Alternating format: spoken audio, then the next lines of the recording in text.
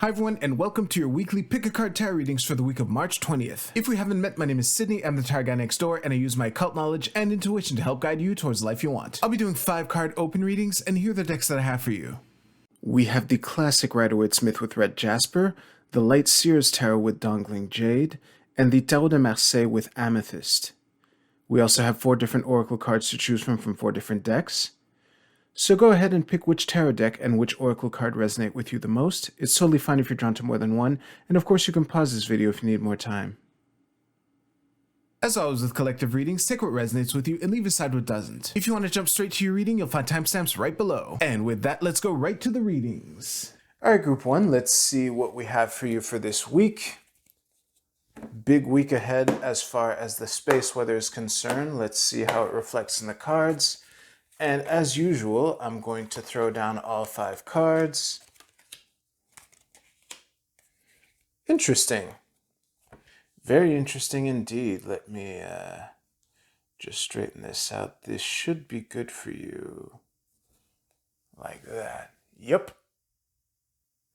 Group 1, there's a lot of interesting energies blending in to this reading. I gotta say, how bad can a reading be when you have the 9 of Cups upright right in the middle of your cross here?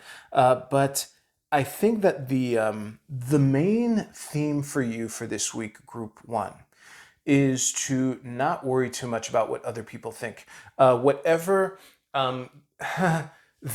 The notion of the Six of Swords and the Hierophant here both reversed, the way that the common theme between these 2 cards is one of mentorship and guidance.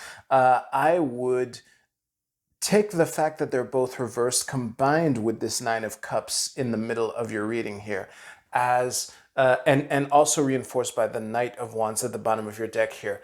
I would take this as a clue that maybe the advice, if you're getting advice that doesn't ring true for you for this week, I would follow that gut instinct and do your own thing. As a matter of fact, and I thought this phrase many times while staring at this reading. It's not the most productive way to frame it, but I'm going to say it anyway, which is you've kind of earned the right to be stubborn despite what's going on around you. And that's the thing too that I find interesting, is the fact that the majority of your reading is reversed. 3 out of 5 if you don't count the bottom of the deck here. But what I would say is, with you sitting tight in the middle of your reading here, fulfilled with these with the 9 cups at the table here, this might be an indicator that whatever this Ace of Wands represents, whatever opportunity or beginning or idea that's coming in for this week, despite what the people around you might say, I would take this as a good omen to, if what your gut feeling is saying and what the people who are usually on the ball are saying, if they like come at odds with each other, this might be a good week to follow your gut and to do what you think is the right thing. This is looking like a good week to do that kind of thing.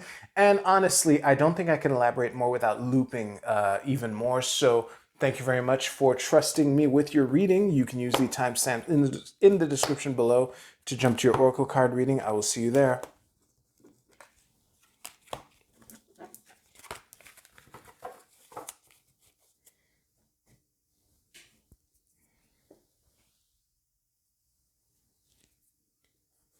All right, Group 2, let's see what we have for you for this week. Let's throw down all 5 cards. What is this? The 9 of Swords, okay. Don't panic. With the Death card reversed at the bottom of your deck. Give me a second here. That's the 10 of Swords reversed, okay. Again, don't panic, Group 2. I got your back. This should be good for you. Yeah, good enough. Group two, don't hate me, but you're being invited to do the scary thing. The one thing that leapt out to me after a while at staring at these cards was the progression between the Seven of Wands, the Eight of Coins, the Nine of Swords, and the Ten of Swords. We have 7, 8, 9, 10, and I think that I think that there is, um, in order to undergo the change that you want to bring about with the Death card reversed here, it's looking like there is a thing that I'm sure that you, like, if in this reading so far you've thought, wait, does he mean that thing? Then yes, I definitely mean that thing. But I have a feeling that there's a thing that you know you need to do in order to bring about the change that you want to bring about. And it is understandably scary. And I think that the warning inherent in this reading is that avoiding doing the scary thing is also forestalling the transformation or the change that you do want to bring about. And with the Three of Coins here, there is it's an invitation to let the people around you help you. There might be people who've been trying to help you, or who might not even be aware of the situation or the change that you're trying to bring about, who might have something valuable to contribute. And while I was saying that, I was noticing that this woman here is looking away from the Three of Coins. And I think that the message of this reading is to, get your ass in gear and work through the anxiety, and you will see that whatever conclusion that you have been kind of forestalling is what will set you up for the transformation that you ultimately want. So try to keep that in mind for this week. Yeah, do the scary thing is rarely a message that is welcome, but it is the message of this reading, and ultimately you don't have to go at it alone. If there are some people that you can think to get on board, or to ask for advice or guidance, or straight up help, this would definitely be a good week to do that. Because again, the change that you want to bring about, you need to close a chapter in order to open the next one. And as scary as it is, that is the way to where you want to go, group two. So thank you very much for trusting me with your reading. You can use the timestamps in the description below to jump to your Oracle card reading. I will see you there.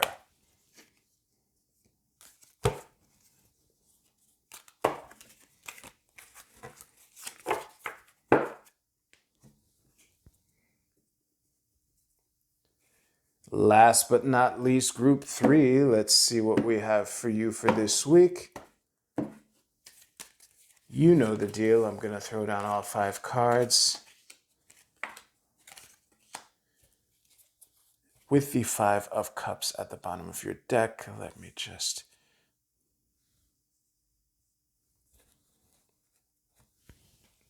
Ooh, perfect. Let me just refocus. All right.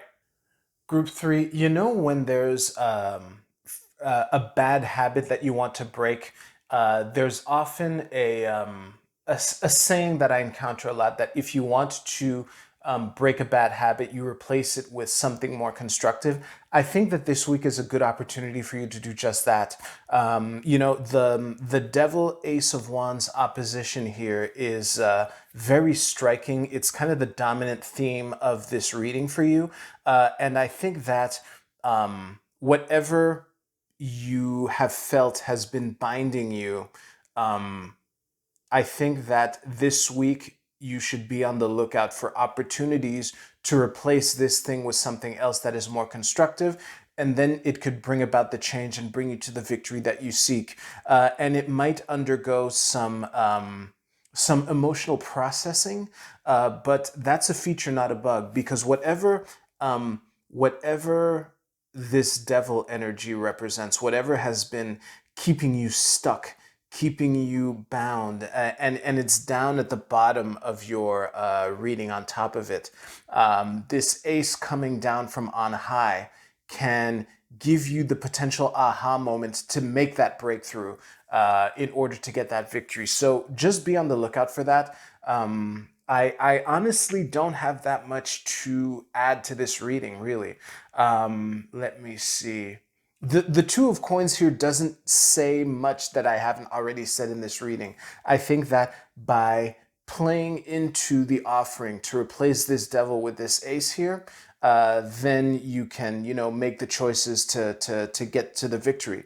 But again, it might not necessarily be easy, but, this Five of Cups energy is a lot more tempting than this devil energy by comparison.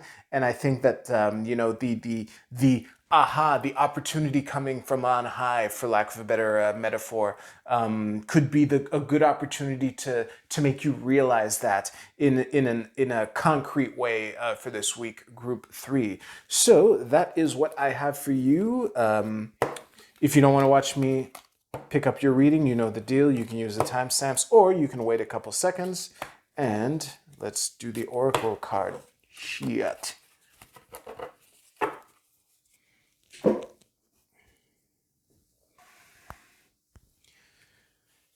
All right, it's time for the Oracle card portion. Y'all are probably aware of the huge shifts the huge shift taking place this week, space weather-wise.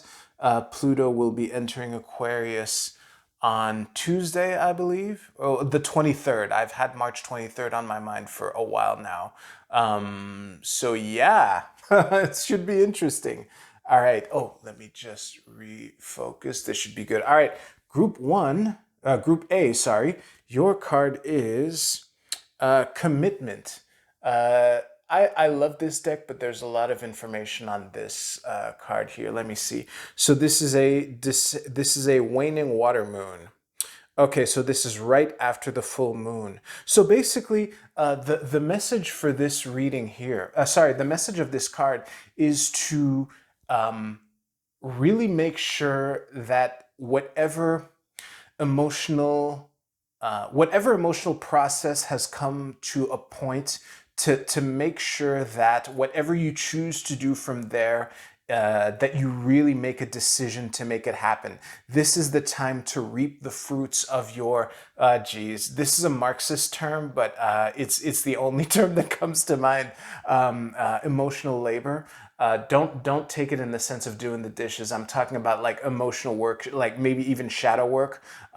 So yeah, this is the opportunity for you to pluck the fruits of your labor and to really make a decision to commit to whatever direction that you want to go in. Group B, can we get a new moon in Aries? No, this is a mutable moon. Nothing is yet set in stone. I think that with Pluto entering Aquarius for the first time since the American Revolution, I think that this is a very fitting reminder that it's a reminder to be adaptable. It's a reminder that, if March 23rd lives up to the hype, it's going to be an opportunity to adapt and to, really play with the energies that are being thrown your way, basically. Don't be too stubborn is the overall warning of this message. Group C, your card is Mars, motion. Well, I think the message, and the funny thing is Mars is changing signs at the end of the week also. But regardless of this, this is a clear warning against inaction. Mars likes to get to work. Mars separates and also is active. So I think that the message for you, Group C, is to make clear, decisive decisions and to move towards them for this week. Yeah. Group D, your card is Appreciation. This is the moon in Leo. Let me just focus on this. And give me a second to stare at the symbolism of this card. Oh yeah, this is actually pretty straightforward. everything on this card is pointing in the same direction. This is a reminder that gratitude is such a magical thing when you learn to step into it and embrace it. And with this energy of appreciation, to really be on the lookout for opportunities to be for things to be grateful for, including things that you do. You know, it's okay to pat yourself on the back.